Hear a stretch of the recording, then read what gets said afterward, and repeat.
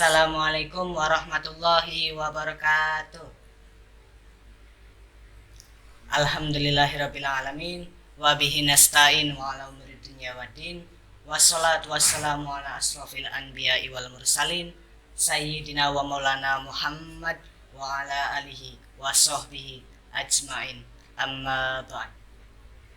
Sore teman-teman, kembali lagi di Kurma Kuldum Ramadan penuh makna. Episode ke-23 bersama saya Dwi Anggia Putri dari Ekskul Jurnalistik dan rekan saya Kak Dewo dari Ekskul Rohis SMA Negeri 1 Kersana.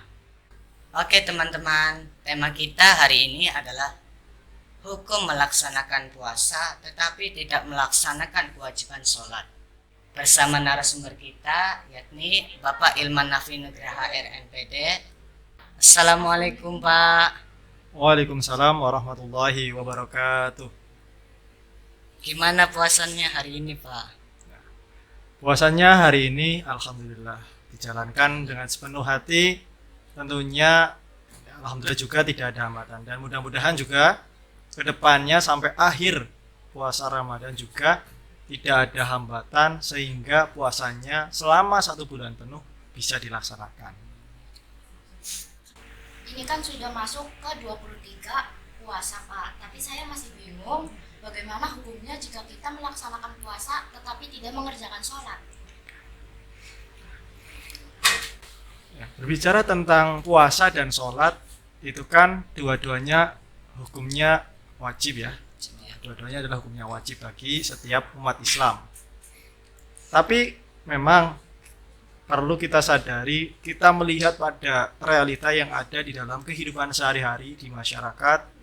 Memang kita melihat ada beberapa orang yang itu melaksanakan puasa, tetapi sholatnya tidak dilaksanakan. Dua-duanya kan harusnya dilaksanakan, karena dua-duanya adalah hal yang wajib. Maka ketika ada orang yang puasa tetapi tidak sholat, puasanya mendapatkan pahala, tetapi sholatnya berdosa. Karena itu jelas itu adalah yang wajib. Namun di sisi lain, ketika ada orang yang berpuasa kemudian meninggalkan yang wajib yang lainnya, salah satunya adalah sholat, maka itu tentunya juga sama bisa mengurangi pahala dari puasa tersebut. Artinya tadi lah bahasanya adalah puasanya eman-eman atau puasanya sia-sia. Jadi hanya mendapatkannya adalah lapar dan haus saja. Jadi begitu ya Pak? Ya, maka ya harusnya itu ya dua-duanya dilaksanakan. Nah, harusnya. Ya memang kita melihat misalnya ya, ada orang yang membangunkan untuk sahur ya, atau ngobrol ya. Kalau di desa-desa kan atau di masyarakat itu disebutnya ngobrol. Orang itu bagus melakukan kebaikan untuk mengajak orang bangun untuk sahur. Tetapi sisi lain, terkadang juga kita melihat sesuai dengan kenyataan, ada juga orang yang ngobrol, bangun, ngajak untuk sahur, tetapi dia sendirinya tidak puasa. Itu. Jadi harusnya kan ada keterkaitan atau relevansi, dua-duanya harus berhubungan. Dia ngajak kebaikan, maka dia juga untuk melakukan kebaikan tersebut. Bukan malah sebaliknya, dianya mengajak kebaikan tetapi tidak melaksanakan kebaikan tersebut. Nah, jelas tentunya tadi sholatnya berdosa, puasanya tadi sia-sia. Karena itu bagian dari, bisa menjadi bagian dari mengurangi dari pahala puasa itu sendiri. Nah, dua hal itu harusnya sama-sama dilaksanakan. Jangan sampai cuma salah satunya saja, karena itu keterkaitan. Kita kan sebagai umat Islam mungkin paham ya, bahwa sholat itu hukumnya wajib, khususnya sholat fardu ya, itu kan hukumnya wajib. Kemudian puasa juga kan, puasa Ramadan itu hukumnya wajib. Kalau puasa sunnah kan di luar itu. Nah, itu kan dua-duanya wajib. Kalau tidak melaksanakan dua-duanya maka akan berdosa. Tapi kalau kita melaksanakan dua-duanya, insya Allah kita akan mendapatkan pahala. Setidaknya kita berusaha untuk melaksanakan yang wajib. Itu ya. Nah, terus bagaimana Pak hukum Islam menanggapi situasi di mana seseorang mungkin memiliki alasan tertentu untuk tidak melaksanakan sholat saat berpuasa? Berbicara tentang situasi kondisi ya, ada orang yang puasa tapi tidak sholat. Sebenarnya kan gini, tidak ada alasan orang untuk meninggalkan sholat. Kenapa? Karena kita itu diberikan banyak sekali keringanan untuk melaksanakan sholat atau rukhsah dalam sholat, keringanan dalam sholat. Ketika kita dalam keadaan darurat, maka kita bisa melaksanakannya juga dalam keadaan darurat, sholat dalam keadaan darurat. Contoh lagi, misalnya ada orang yang tidak bisa berdiri untuk sholat ya, sholatnya dalam keadaan berdiri tidak bisa, maka bisa dilaksanakan dengan cara duduk dulu. Kemudian duduk tidak bisa juga, maka bisa dilaksanakan dengan cara berbaring. Berbaring tidak bisa, maka bisa juga dengan cara isyarat. Salah satu contohnya mungkin dengan kedipan mata. Berbaring atau tadi ya isyarat juga tidak bisa, maka itu yang terakhir adalah berarti mungkin sudah tidak bernyawa, artinya mungkin harus disolat. Itu beda lagi. Jadi ada keringanan-keringanan. Jadi tidak ada alasan untuk meninggalkan sholat selagi itu adalah orang Islam balik dan berakal. Beda lagi kalau yang sudah artinya akalnya terganggu, maka tidak ada kewajiban. Itu. Dan itu juga sesuai dengan dalil yang menyebutkan bahwa sholat itu adalah wajib. Di dalam Quran surat Az-Zariyat ayat 56 dijelaskan bahwa wa ma khalaqtul jinna wal insa illa liya'budun. Jadi manusia dan jin diciptakan itu diciptakan oleh Allah itu tujuannya tidak lain adalah untuk beribadah. Ibadah kan banyak ya. Ada ibadah yang wajib, ada ibadah yang sunnah, dan ibadah-ibadah yang lainnya. Ketika kita sekarang berbicara tentang sholat dan puasa, maka itu dua-duanya adalah ibadah yang wajib. Sisi lain di dalil yang lain, waqimus shalah wa atuz zakah warka'u ma'ar raki'in. Jadi dirikanlah sholat, tunaikanlah zakat. Itu juga sama. Jadi anjuran atau perintah untuk melaksanakan sholat. Itu semuanya dua-duanya adalah hal yang wajib. Maka seharusnya adalah sholat dilaksanakan kalau tidak bisa dalam keadaan berdiri, maka boleh dengan keadaan duduk. Kalau duduk tidak bisa, maka boleh dengan keadaan berbaring. Kalau berbaring juga tidak bisa, maka boleh dengan isyarat. Itulah ada beberapa cara. Jadi jangan sampai, sakit sedikit, tidak sholat.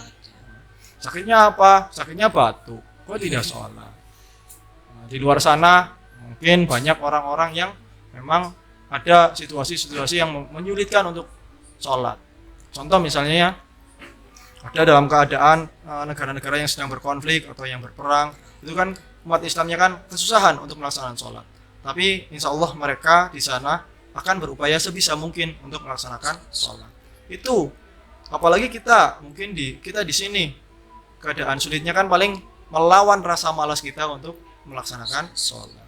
Tuh, jadi tidak ada alasan apapun untuk meninggalkan sholat selagi masih ada kewajiban. Oh gitu ya Pak.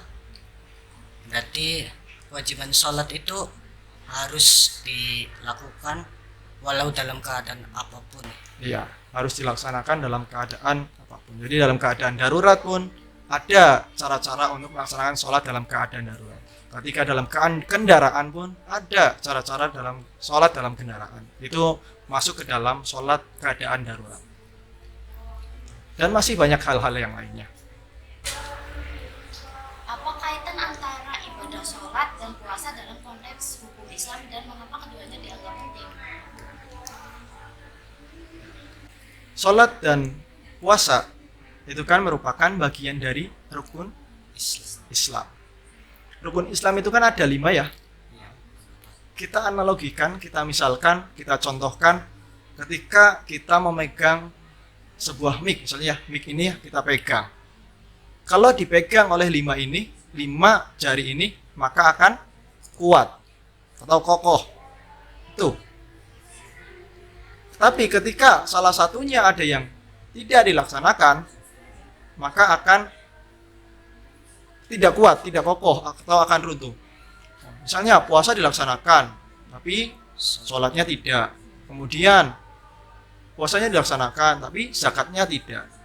Mungkin kalau masalah haji memang itu kan kewajiban bagi yang mampu. Setidaknya kita sebagai orang yang biasa, kalau kita merasa tidak mampu, setidaknya kita mempunyai keinginan untuk berangkat haji atau umroh. Artinya, lima-limanya rukun Islam ini harus kita laksanakan. Kalau yang kelima tadi ya, untuk yang mampu. Lima-limanya harus kita pegang. Dimulai dari syahadat, kemudian sholat, zakat, puasa, itu dilaksanakan. Termasuk tadi, sholat dan puasa. Itu adalah dua hal yang saling beriringan, berkaitan. Saling ada relasinya.